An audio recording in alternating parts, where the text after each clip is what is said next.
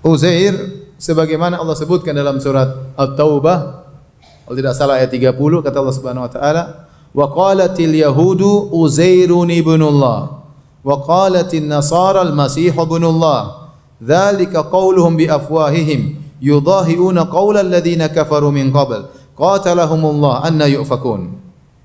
Jadi kata Allah Subhanahu wa taala, orang-orang Yahudi berkata bahwasanya Uzair adalah putra Allah. Orang-orang Nasara mengatakan Isa adalah putra Allah. Itulah perkataan mereka dari mulut-mulut mereka. Mirip kata Allah, yudahiuna qaulal ladzina kafaru min qabl. Mirip dengan perkataan orang-orang kafir sebelumnya, yaitu yang mengatakan al malaikatu banatullah. Malaikat-malaikatlah putri-putri Allah. Qatalahumullah. Semoga Allah memerangi mereka, anna yufakun. Jadi yang mengatakan Allah punya anak ada 3 golongan. Pertama, Yahudi mengatakan Uzair putra Allah. Nasara mengatakan Al-Masih ibnullah. Orang-orang musyrikin dahulu mengatakan para malaikatlah putri-putri Allah, dan Allah Subhanahu wa taala lam yalid wa lam yulad, ya. Allah tidak punya anak dan Allah tidak dilahirkan. Ya. Qul in kana lillahi qul in kana lirrahmani waladun fa ana awwalul abidin. Katakanlah, kata Allah berfirman, katakanlah wahai Muhammad, seandainya Allah punya anak, maka aku yang pertama kali akan sembah anak tersebut. Karena kalau Allah punya anak berarti anaknya pasti seperti bapaknya.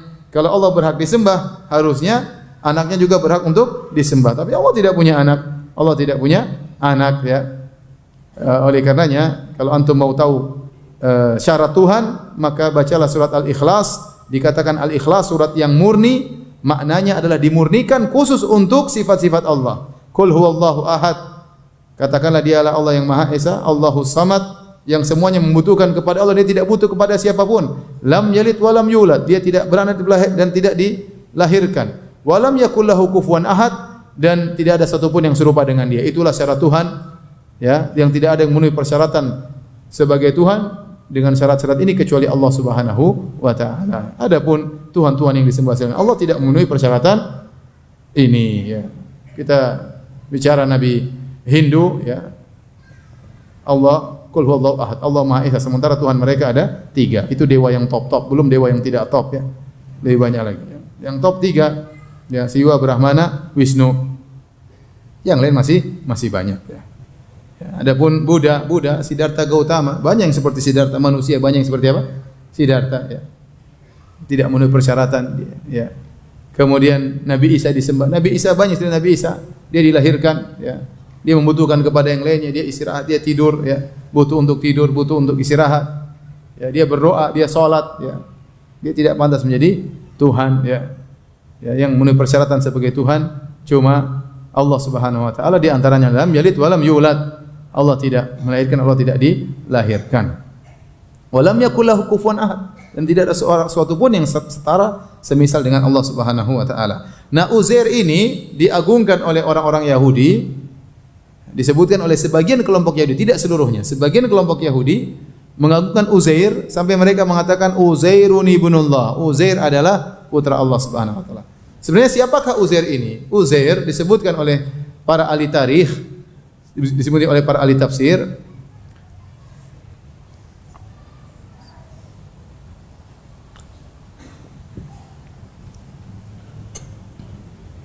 Uzair ini hidup di zaman antara Nabi Sulaiman dengan Nabi Isa. Nabi Sulaiman dengan Nabi Isa.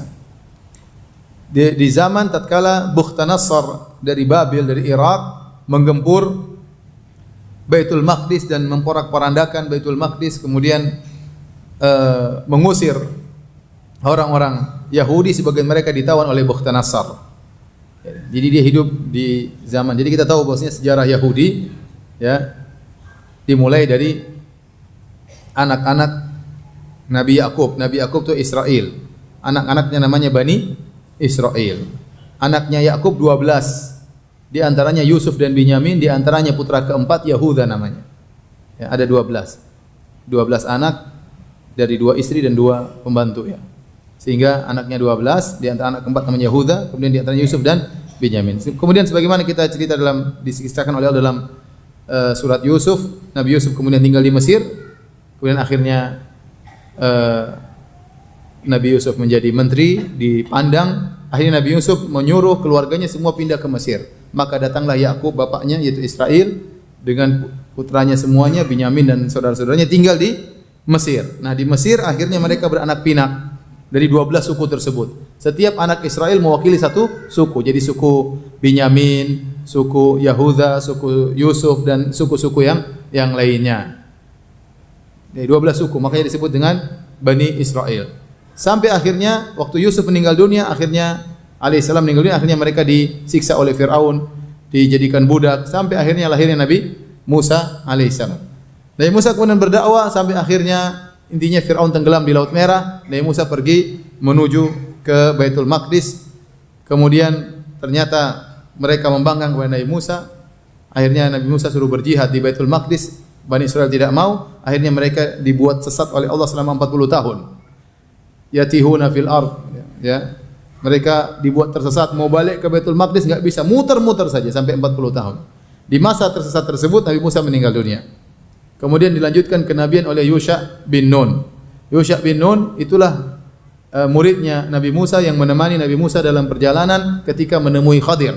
Allah sebut dalam surat Al-Kahfi, wa idz qala Musa li fatahu, tatkala Musa berkata kepada pembantunya, itulah muridnya juga Yusha bin Nun. Setelah Nabi Musa meninggal dunia, kenabian dipegang oleh Yusha bin Nun, kemudian Yusha bin Nun kemudian berjihad masuk di Palestina, akhirnya mereka pun tinggal di Palestina.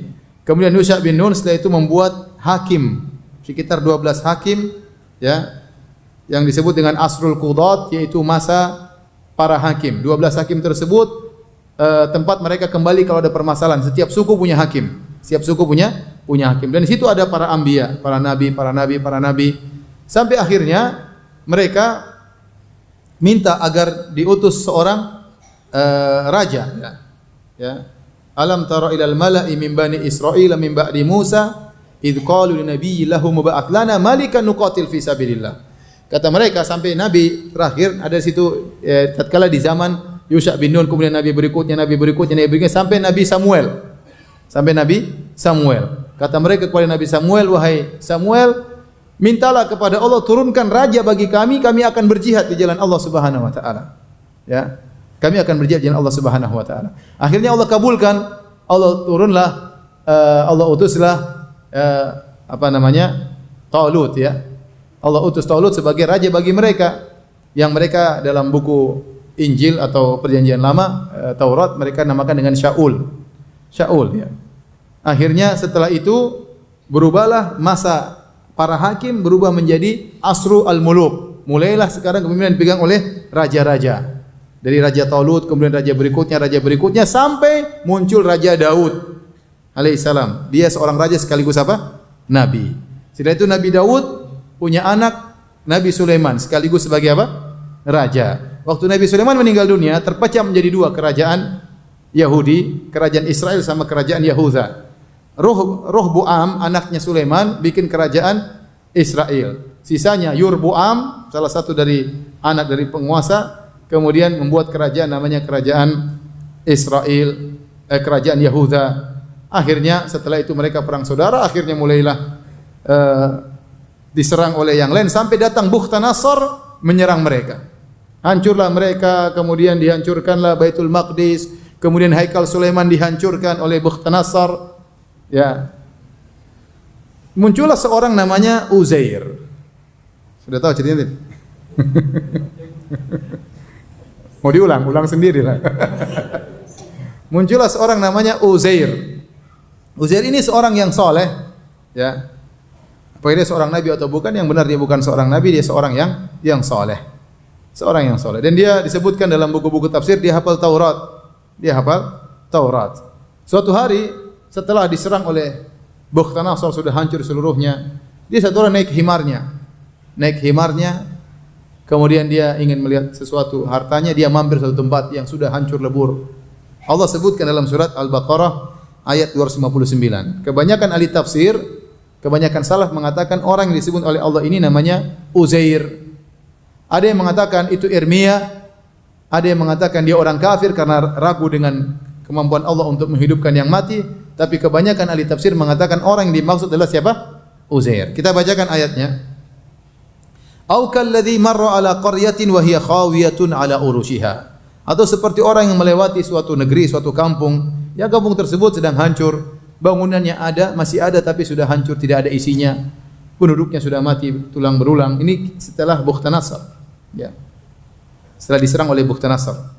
Qala, dia berkata, "Anna yuhyi hadhihi Allahu ba'da mautiha." Dia berkata, mungkin bergumam, bagaimana cara Allah menghidupkan kembali ini semua? Sudah hancur lebur, tulang belulang. Disebut oleh para ulama, Uzair tidak ragu dengan kemampuan Allah, maha kuasa Allah untuk menghidupkan yang mati. Tapi dia ingin tahu bagaimana sih caranya. Sudah seperti ini, gimana sih kira-kira caranya? Dia ingin tahu. Kata Allah Subhanahu wa taala, "Fa amatahu Allahu mi'ata amin." Maka Allah buat dia meninggal 1 tahun. Ya. Ashabul Kahfi berapa tahun? 300 tahun. Dia cuma 1 tahun. Jadi tidur di waktu duha, disebut dalam buku tafsir, dalam riwayat-riwayat, dia tidur di waktu duha. Kemudian dia bangun menjelang maghrib, asar, di waktu asar.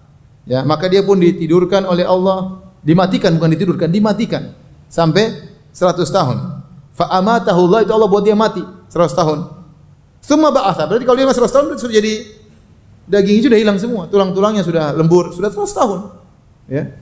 Dia tidur begitu, tahu semuanya bukan. Kalau Ashabul Kahfi dibuat tidur, kalau ini enggak, ini dimatikan. Bedanya Ashabul Kahfi dibuat tidur, makanya Allah bolak-balik wa nuqallibuhum dzatal yamini wa dzatal shimal. Kami bolak-balikkan badannya supaya badannya tidak tertutup dengan tanah. Kalau dibiarkan terus lama-lama tanah nutup mereka. Allah jaga tubuh mereka, darah tetap mengalir, kemudian dibolak kanan, bolak-balik kiri. Adapun ini enggak, dibuat mati. Namanya mayat sudah mati berapa hari, sudah busuk, kemudian sudah jadi tulang belulang, sudah jadi ulat, semua sudah hancur, tulangnya juga sudah hancur. Thumma ba'atha, kemudian Allah bangkitkan dia. Qala kam labith, Allah tanya, berapa lama engkau berdiam di sini? Qala labithtu yauman aw ba'dha yaum. Dia bilang mungkin sehari atau setengah hari. Mungkin dia tidur pagi, bangun besok sore. Atau dia tidur tadi pagi, bangun sore ini. Makanya dia bilang cuma 2 kemungkinan. Sehari atau sebagian apa? Hari. Karena dia tidur pagi, bangun sore. Nah, sore yang dia bangun ini bisa jadi hari besoknya atau hari itu juga. Kalau hari besoknya berarti dia tidur sehari. Kalau hari itu juga berarti dia tidur setengah hari.